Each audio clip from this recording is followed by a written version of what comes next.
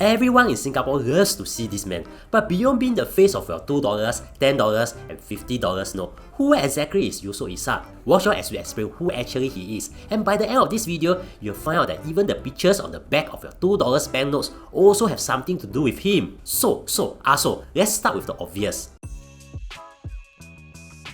Yusof Ishak, the man on your banknotes, was born on 12 August 1910 in Perak, which is in present-day Malaysia. He was the eldest of 9 children and went to the Malay school in Kuala Kurau, Perak, and then the Malay school in Taiping. In case you are confused, Taiping is also in present-day Malaysia. Then, in 1921, Yusof Ishak commenced his English studies at King Edward VII School in Taiping. At this point, you might be thinking, wait, so this guy was not born in Singapore? Yeah, Yusof Ishak wasn't born in Singapore, but in the 1920s, his family moved to Singapore. However, note that back then, Singapore was not a country, nor was there a Malaysia lah. We were all under British rule. Anyways, Yusof Ishak was so smart that he studied at Victoria Bridge School, which is currently known as Victoria School, for his primary school education. He later went on to Raffles Institution for his secondary school education, and was then admitted into the Queen's Scholarship class at RI, although he did not eventually receive the scholarship. The Queen's Scholarship was an education scheme back then that allowed promising students to enroll at the British University. It's very prestigious, so you can think of it like the 1930s version of, wow, this guy got the potential to go Ivy League. Apart from academics, the man on your banknotes was a sports legend as well. He represented RI in hockey, cricket, swimming, water polo, basketball, boxing, weightlifting, and more. Basically, every single sport which you can think of. And he didn't just participate in these sports, he won. In fact, he was so good that he emerged champion in both boxing and weightlifting. So if he were born a Gen Z instead, he confirmed will be the type of guy who signs up for Hyrox and is running a marathon every weekend for fun.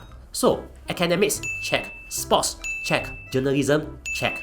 Yeah, you heard me right. Yusof Ishak also dabbled in journalism. In early 1938, Yusof Ishak, together with 20 Malay leaders in Singapore, started the Utusan Melayu Press Limited, which published the Malay newspaper Utusan Melayu. This was the first paper to be owned by Malays, financed by Malays, and run by Malays. So far, we have learned a lot about Yusof Ishak's early life, but the story is just the beginning. Because here's how he became so well-loved nowadays that even your annoying uncle who hates everyone kiss him when he sees him. Fast forward to 1959, Yusof Ishak resigned from his newspaper and assumed chairmanship of Singapore's Public Service Commission. And you will never guess who invited him to chair the Public Service Commission. Hint, is a guy that the entire Singapore knows, Lee Kuan Yew.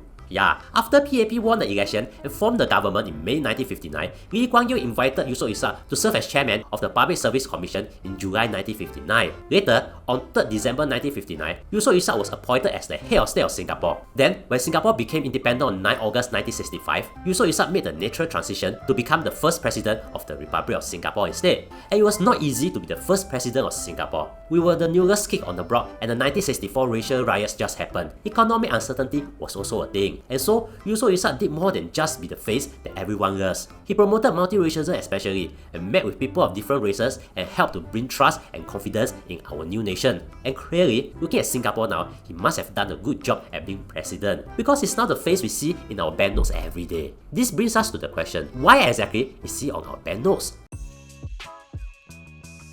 If you're looking to advertise your business in this channel, we can help you. There are guaranteed views and many big brands have trusted us. Just click on the link in the description. You may or may not have known this. Before the banknotes with Yusof Ishak's face, we had banknotes with ships, birds, and orchids. Just ask your grandfather, he confirm will remember. But I don't need to ask, I have used them before. Uncle, last time money used to be paper and got pictures of ships, birds, and orchids. We so doesn't even know money used to be paper. It was only in 1999 when the portrait series of Singapore's banknotes were launched, where Yusof Ishak became the face on our banknotes. The portrait of Yusof Ishak was chosen for the banknotes to honour his invaluable contribution towards nation building. After all, he was the first president of Singapore. But here's something you might not have known. The pictures you see on the back of your $2 banknotes are not random. It has something to do with Yusof Ishak as well. On the back of your $2 note, you will see some schools and a bunch of students. One of them is not Yusof Ishak lah. Instead, the schools in the background are actually Victoria Bridge School, the old Raffles Institute at Bras Plaza Road, and the College of Medicine. And if you were paying attention earlier, you'll know that Yusof Ishak did his primary school at Victoria Bridge School and his secondary school at RI. So there's a link there. The problem, of course, is this. Can you still find $2 note? Now, with everyone going cashless, have you ever wondered why we cannot just reverse our pay now transaction if we make a mistake? Watch this and you will understand. Anyways, I now have an Instagram account, so follow me lah, as I might post behind the scenes Instagram stories of how we do these videos, and maybe you can spot the voice of this stupid blue cat lah. But who cares? Anyways, the link is in the description, and thank you for spending almost 5 minutes with me. I really appreciate it and hope that you learned something.